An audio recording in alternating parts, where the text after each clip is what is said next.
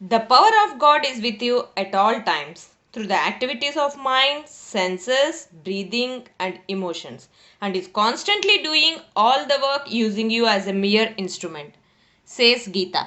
Hi, Prasanna before you with stories related to Sri Krishna's birth.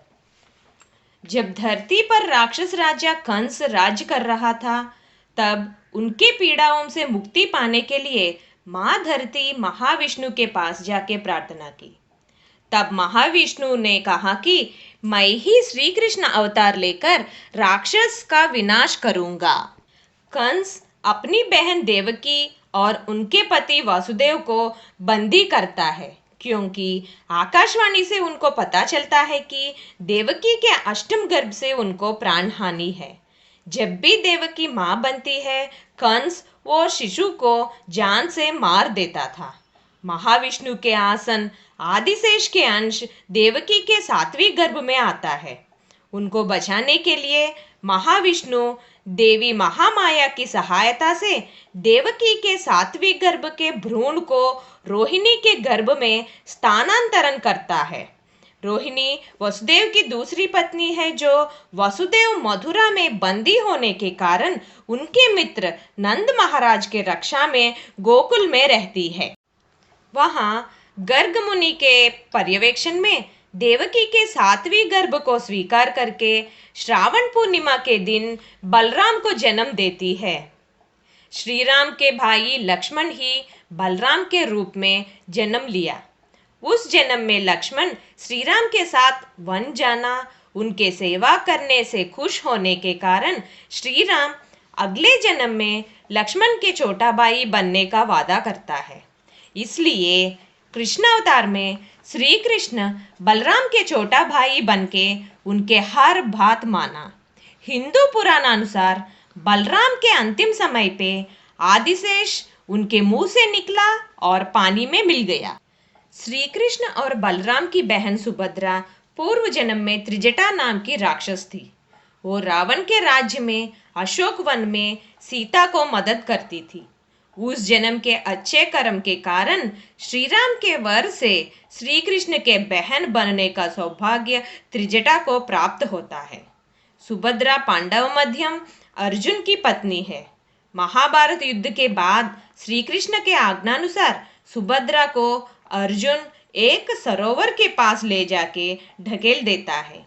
तब सुभद्रा पानी में एक राक्षस स्त्री के रूप में प्रकट होके मर जाती है। मतलब उनके पूर्व रूप लेते ही भगवत सानिध्य पहुंचती है। महाविष्णु के अंश भगवान श्री कृष्ण को श्रावण कृष्ण पक्ष अष्टमी के दिन देवकी मथुरा में बंदीखाना में जन्म देती है। उनके अष्टम शिशु को बचाने के लिए वासुदेव भगवान श्री कृष्ण को एक टोकरी में रख के यमुना को आधी रात में पार करके नंद महाराज के पत्नी यशोदा के पास सोते हुए योगमाया से बदल देता है। विष्णु पुराण के अनुसार जब कंस देवकी के अष्टम शिशु योगमाया को मारने की कोशिश करता है, तब शक्ति रूप योगमाया कृष्ण नंद व्रज में सुरक्षित रहने के संकेत देके गायब हो जाती है।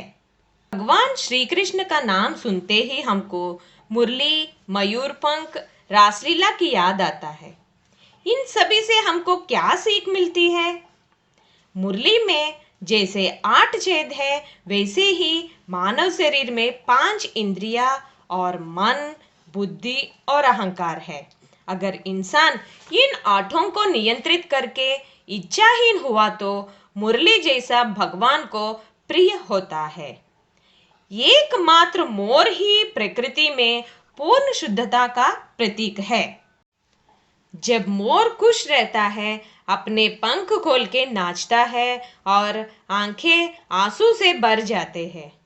मोरनी वो ही आंसू पीती है और गर्भ धारण करती है। इसीलिए मोर पंख को इतनी मान्यता दी है कि भगवान भी अपने मुकुट में सजाते हैं। भागवत में श्री कृष्ण के रासलीला सुनते ही पाप प्रक्षालन हो जाते हैं। ये उतना महिमान्वित है।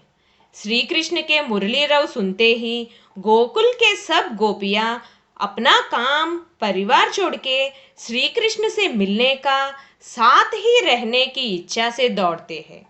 इधर गोपियां मतलब सिर्फ गोकुल की स्त्री नहीं, जो भी भगवान के सानिध्य को तरसते हैं वो सब स्त्री पुरुष निरपेक्ष से गोपियां ही होते हैं। रासलीला में सबको गोपियां संबोधन किया गया है क्योंकि ये ब्रह्मांड में भगवान एक ही पुरुष है, बाकी सब स्त्रियां गोपियां है। पतिम विश्वस्यायत्मने स्वरगुम शाश्वतगुम शिवमच्युतम।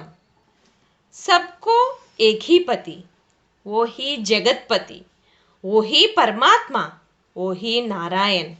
वो एक ही पुरुष होने के कारण जो भी उनको चाहते हैं सब स्त्री ही है, सब गोपियां ही है, सब भगवान से प्यार करते हैं, उनके चाहत के लिए तरसते हैं। रासलीला में भगवान और भागवत मतलब भक्त का संबंध बताया गया है। One's life is short to praise the Lord. So let's pause here and continue in some other episode. Sarvam Sri Krishnarpanam. Stay positive, stay safe.